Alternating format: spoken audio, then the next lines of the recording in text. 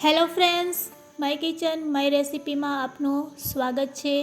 આજે આપણે વ્રત કે ઉપવાસમાં ખાઈ શકાય તેવો ફરાળી હલવો કે પછી શીરો બનાવીશું। આ હલવો બનાવવો ખૂબ જ ઇઝી છે અને ખાવામાં ખૂબ જ ટેસ્ટી લાગે છે। જો તમે ક્યારેય પણ કાચા પપૈયાનો આ હલવો ન બનાવેલ હોય તો એકવાર જરૂરથી ટ્રાય કરજો। રેસિપી સારી લાગે તો લાઈક અને શેર જરૂરથી કરજો અને હજુ તમે મારી ચેનલને સબસ્ક્રાઈબ ન કરેલ હોય તો સબસ્ક્રાઈબ કરી બાજુનું બેલ બટન દબાવવાનું ભૂલશો નહીં, જેથી કરીને તમને મારા નવા વિડીયોનું નોટિફિકેશન મળતું રહે। કાચા પપૈયાનો હલવો બનાવવા માટે આપણે અડધું કાચું પપૈયું લેશું।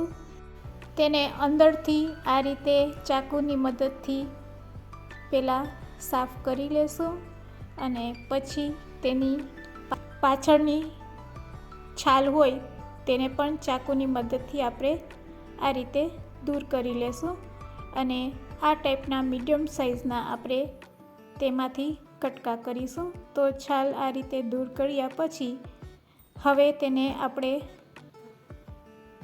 ચાકુની મદદથી આ રીતે તેના ટુકડા મીડિયમ સાઇઝમાં કરી લેશું। હવે આ ટુકડાને આપણે કુકરમાં બોઇલ કરીશું, તો તેના માટે આપણે કુકર લેશું અને ટુકડાને તેમાં એડ કરી અને આ ટુકડા ડૂબે તેટલું આપણે તેમાં પાણી એડ કરશું। પાણી એડ કર્યા પછી આપણે કુકરના ઢાંકણાને બંધ કરી 2 થી 3 સીટી આપણે વગાડી લેશું। 3 સીટી વગાડ્યા પછી હવે આપણે કુકરના ઢાંકણાને ખોલીને ચેક કરી લેશું। તેને ચેક કરવા માટે આ રીતે આપણે ચાકુનો ઉપયોગ કરીશું। તો અહીંયા આપણા ટુકડા છે એ પરફેક્ટ બફાઈને રેડી છે, તેને એક પ્લેટમાં કાઢી લેશું। આ રીતે બધા ટુકડાને પ્લેટમાં કાઢીને તેને 10 મિનિટ માટે રેસ્ટ આપીશું। 10 મિનિટ પછી તેને આ ટાઈપની ખમરીની મદદથી આપણે બધા ટુકડાને ખમરી લેશું। આ રીતે ખમરીથી આપણે તેને ખમરી લેશું। તો આ રીતે આપણે ખમરીની મદદથી બધા પપૈયાના ટુકડાને આ રીતે ખમરી લેશું। તો અહીંયા આપણે પપૈયાને ખમરીને આ રીતે તેનું છીણ તૈયાર કરેલ છે। હવે આ છીણમાંથી આપણે હલવો બનાવીશું। તો તેના માટે ગેસની ફ્લેમ ચાલુ કરી એક કડાઈમાં 2 ચમચી જેટલું આપણે ઘી એડ કરીશું। ઘી મેલ્ટ થાય એટલે તેમાં આપણું ખમરેલ પપૈયાનું માવો કે છીણ તેમાં એડ કરી લેશું અને તેને મીડિયમ ટુ હાઈ ફ્લેમ ઉપર આ રીતે 3 થી 4 મિનિટ ઘીમાં શેકી લેશું। જેમ જેમ આ માવો છે એ ઘીમાં શેકાશે તેમ તેમ તે સોફ્ટ થતો જશે। તો આ રીતે આપણે કાચા પપૈયામાંથી જો હલવો બનાવશું તો આ હલવાનો ટેસ્ટ પણ ગાજર અને દૂધીના હલવા જેવો જ સરસ ટેસ્ટ આવશે।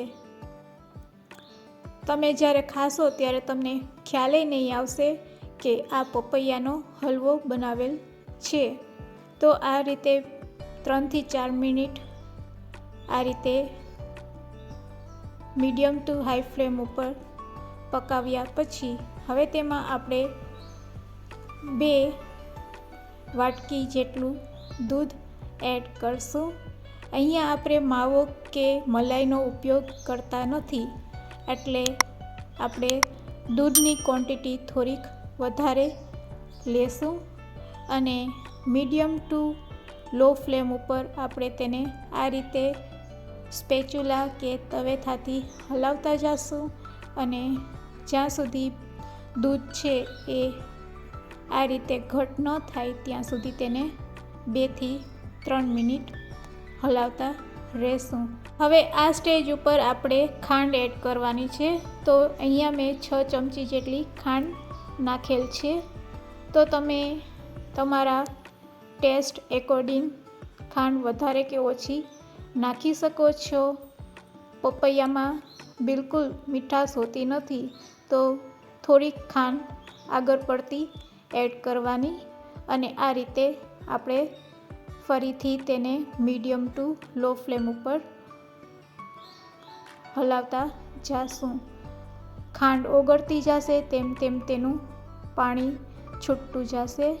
ખાંડ એડ કર્યા પછી ફરીથી આપણે 2 થી 3 મિનિટ તેને આ રીતે હલાવશું અને 2 થી 3 મિનિટ આ રીતે હલાવ્યા પછી હવે તેમાં આપણે કાજુ અને બદામના ટુકડા એડ કરશું.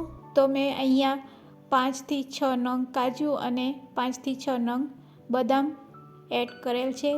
સાથે સાથે થોડીક આપણે કિસમિસ એડ કરીશું અને આ રીતે તેને હલાવી લેશું. છેલ્લે આપણે એલચી અને જાયફળનો પાવડર એડ કરીશું. આ હલવામાં શાઇનિંગ આવે એના માટે થોડુંક ઘી એડ કરીશું. તો અહીંયા બધી વસ્તુ એડ કર્યા પછી તેને 2 સેકન્ડ માટે આ રીતે હલાવી લેશું. તો અહીંયા આપણો હલવો બનીને રેડી છે. તો ગેસની ફ્લેમને આપણે બંધ કરી દઈશું. રેડી કરેલા આ હલવાને હવે આપણે સર્વિંગ પ્લેટમાં લઈ લેશું. તો રેડી છે ગરમા ગરમ કાચા પપૈયાનો ટેસ્ટી એવો હલવો સર્વ કરવા માટે. જો તમે વ્રત કે ઉપવાસમાં આ રીતે ક્યારેય પણ કાચા પપૈયાનો હલવો કે શીરો ન બનાવેલ હોય તો એકવાર આ રીતે જરૂરથી બનાવજો. આ હલવાને આપણે કાજુ અને બદામથી ગાર્નિશ કરીશું. તો રેડી છે આપણો હલવો સર્વ કરવા માટે. આજની રેસીપી તમને કેવી લાગી તે મને કમેન્ટ્સમાં જરૂરથી કહેજો.